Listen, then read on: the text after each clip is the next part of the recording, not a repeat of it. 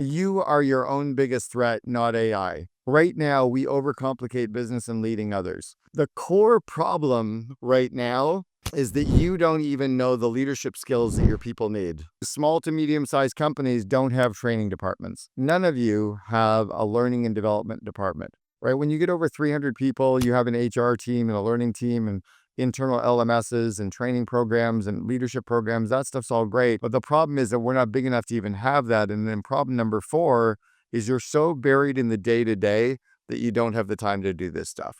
If we think about the skills in growing the people inside of our company, those are the 4 problems. So I'm going to help you with those right now. I'm going to give you the 12 core skills that anyone inside of your company managing people needs to be really good at. And I'm talking about just getting them to a bronze level or maybe a silver level. They don't have to be experts, but they need to at least get each of these 12 skills to a bronze or silver level of competency. I was trained on these skills at College Pro Painters. College Pro went on to become the largest residential house painting company on the planet. I was in the top 30 people in the company, and every year we had to hire 800 franchisees. In 4 months, we had to go out and find, hire, and train 800 franchisees. And then in 6 weeks, we had to train those 800 franchisees to go out and hire 8,000 university students to paint houses and train them. And then between May 1st and August 31st, we painted $64 million in houses. Imagine having to go out and recruit, hire, and train 8,800 people in that 4-month period. It was because we understood the skills that these people needed to be good at to then run these small businesses.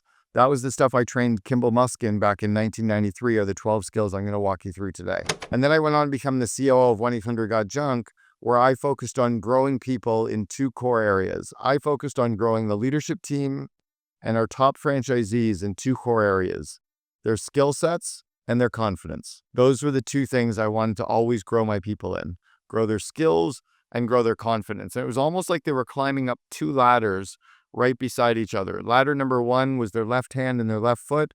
And then the 40-foot ladder right beside it, their right hand and right foot was climbing up. And I know most of us have climbed up a ladder. It gets kind of scary when you're halfway up. Well, you climb up a 40-foot with your left hand is skills, then your right hand is confidence, your right fist. If any one of those ladders gets shaking, you freeze. If your confidence is shaky, you can't get any more skills. If your skills are shaky, you can't gain any more confidence.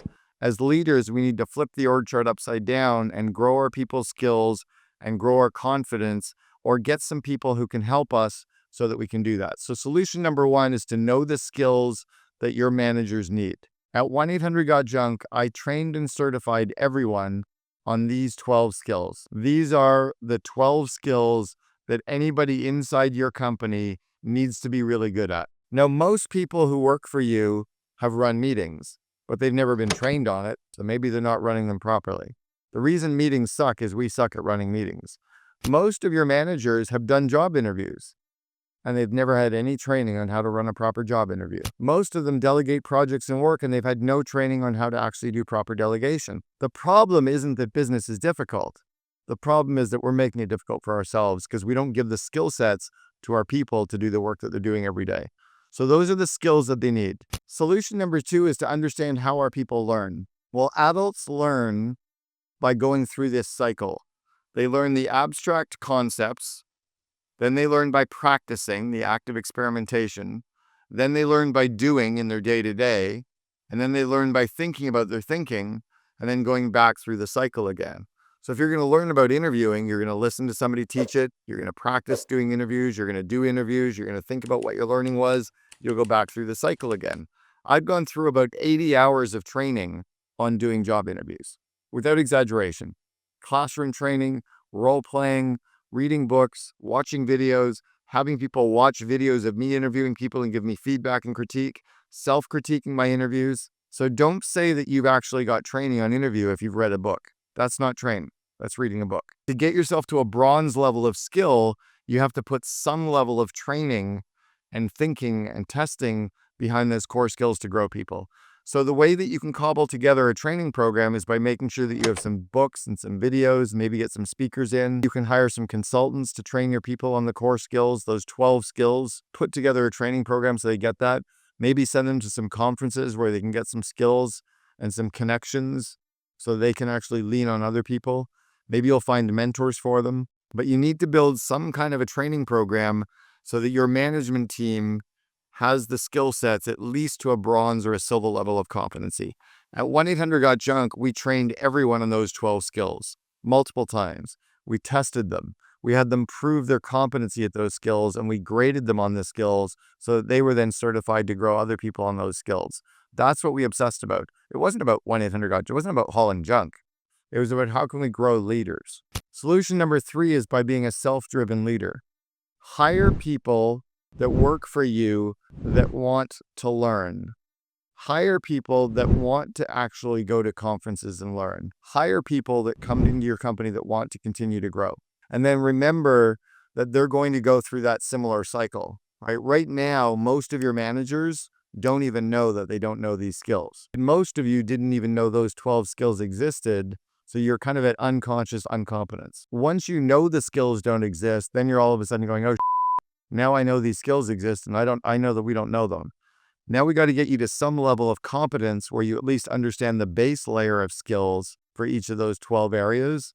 And then when you've done them so many times over and over and over again, it's kind of like riding a bicycle. We don't think about how to ride a bicycle. We've done it so many times. Or we don't think about walking because we've been walking for so long.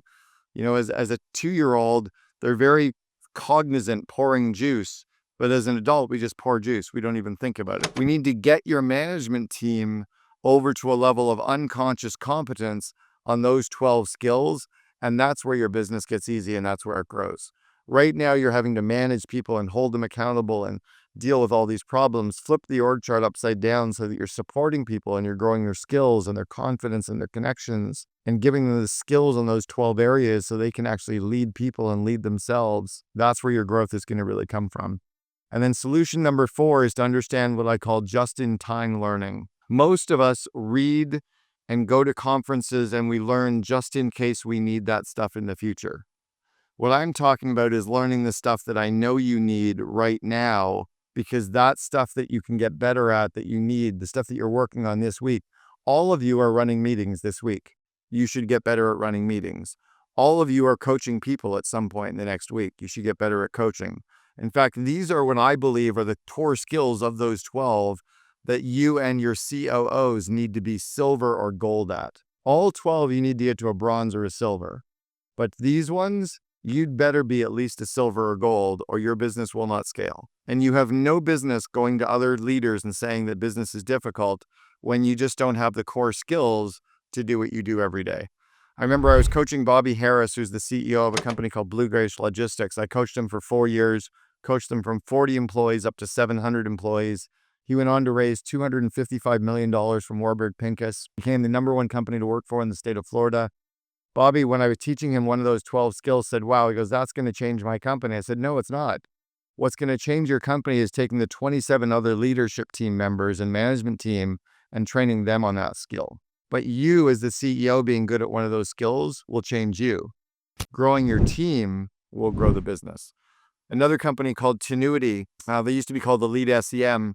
I taught their management team those 12 core skills. I certified 6 of their people on those 12 core skills. They grew pretty rapidly. They now have 2,000 employees. And I grew them from 30 people to 300. They now have 2,000 employees, called Tenuity. At one point, they ranked as the #2 company to work for in the United States on Glassdoor. Another case study of mine, 2 of the founding members of the COO Alliance were all trained in these skills. They were members of the COO Alliance for 3 years.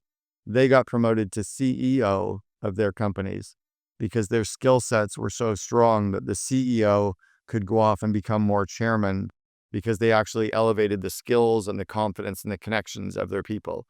Your training budget should be equal to 1% of your employee's salary or $750, whatever is greater.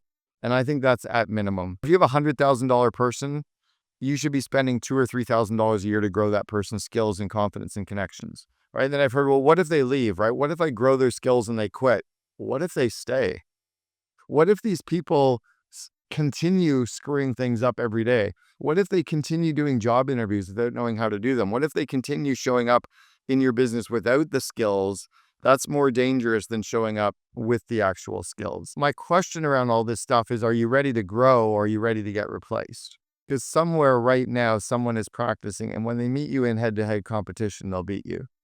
Somebody out there right now is getting coached by somebody like me, which means we're poaching your employees because you don't have them handcuffed to your company.